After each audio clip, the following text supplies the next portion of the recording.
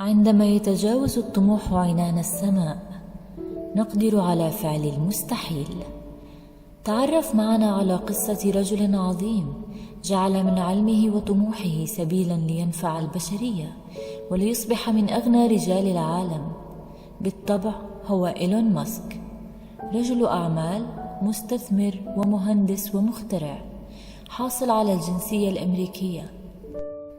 اختارته مجلة فوربس ليكون في المرتبة 21 في قائمة أكثر الرجال نفوذا في العالم. قدرت صافي ثروته بما يقارب 20.8 مليار دولار أمريكي، ليدخل بذلك قائمة أغنى رجال العالم حاصلا على المركز 53. ولد ماسك في جنوب إفريقيا عام 1971.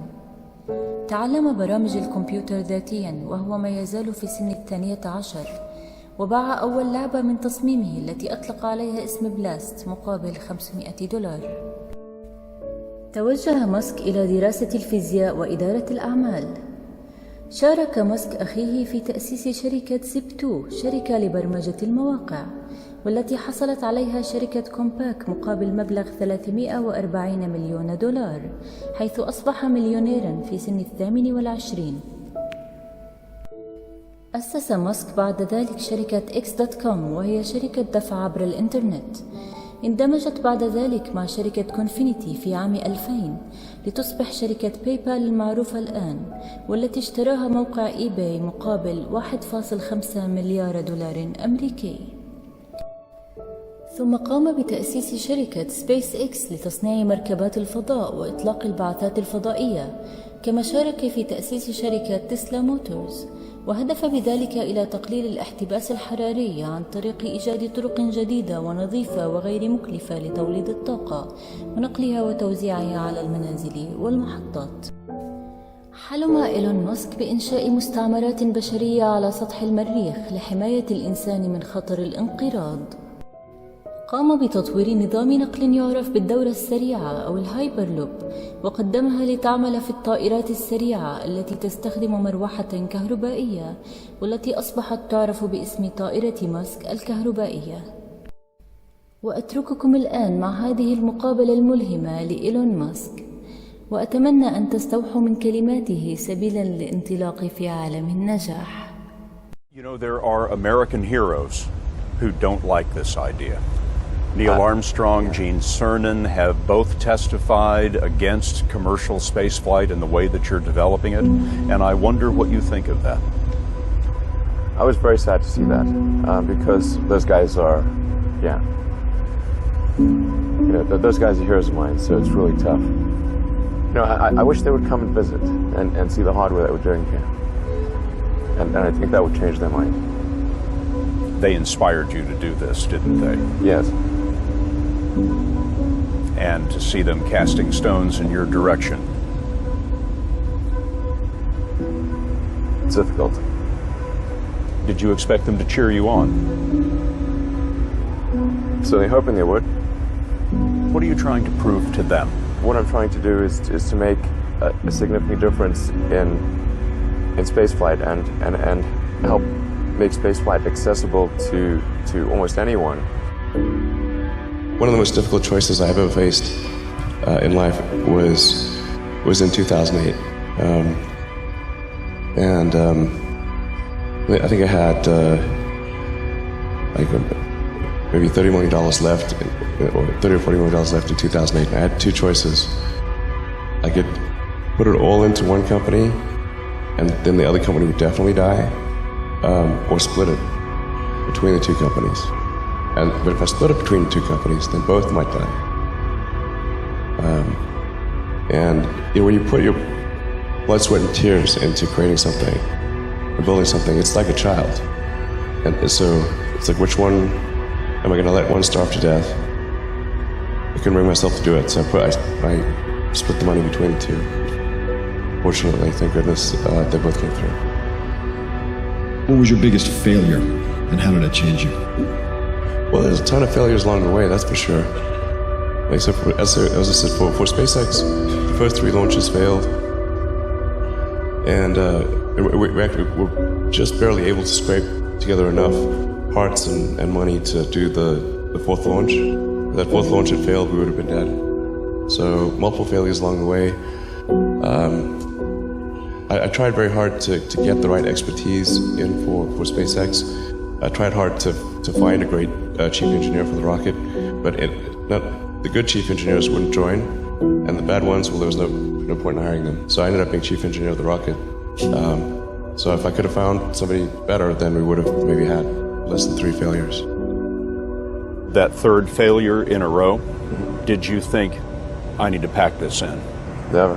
Why not? I don't ever give up. So many people tried to talk me out of starting a rocket company. It was crazy. One good friend of mine collected a whole series of videos of rockets blowing up and made me watch those. He just didn't want me to lose all my money. We're doing these things that seem unlikely to succeed, and we've been fortunate, and at least thus far they have succeeded. Now is the time to take risk. You don't have kids. As you get older, your obligations increase. And once you have a family, you start taking risk not just for yourself, but for your family as well. It gets much harder to do things that might not work out. So now is the time to do that before you have those obligations. So I would encourage you to take risks now. Do something bold. You won't regret it. How did you figure you were going to start a car company and be successful at it? Well, I didn't really think Tesla would be successful. I thought we would most likely fail. But I thought that we at least could address the false perception that people had that an electric car had to be ugly and slow and boring like a golf cart. But you say you didn't expect the company to be successful, then why try? If something's important enough, you should try, even if the probable outcome is failure. Or how do you think about making a decision when everyone tells you this is a crazy idea? Or where do you get the internal strength to do that? Well, first of all, I'd say I actually think I feel fear quite strongly. So it's not as though I just have the absence of fear. I feel it quite strongly. But there are just times when something is important enough, you believe in it enough, that you do it in spite of fear. I think about what technology solution is necessary in order to achieve the particular goal, and then try to make as much progress in that direction as possible. I think being a multi-planet species and being out there among the stars is important for the long-term survival of humanity, and that's one reason. But then the part that I find personally most motivating is that it creates a sense of adventure, and it makes people excited about the future. If you consider 2 futures, one where we are forever confined to Earth until eventually something terrible happens, or another future where we are out there on many planets, maybe even going beyond the solar system, I think that second version is incredibly exciting and inspiring, and there need to be reasons to get up in the morning. Life can't just be about solving problems. Otherwise, what's the point? There's got to be things that people find inspiring and make life worth living. When my brother and I were starting our first company, instead of getting an apartment, we just rented a small office and we slept on the couch.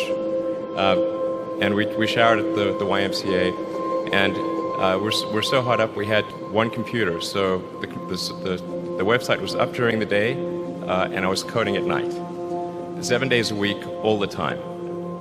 And I sort of briefly had a girlfriend in that period, and in order to be with me, she had to sleep in the office.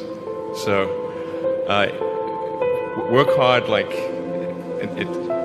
every waking hour. That's the thing I would say, particularly if you're starting a company. Whatever area that you get into, given that even if you're the best, there's always a chance of failure. So I think it's important that you really like whatever you're doing. If you don't like it, life is too short. If you like what you're doing, you think about it even when you're not working. It's something that your mind is drawn to. And if you don't like it, you just really can't make it work, I think.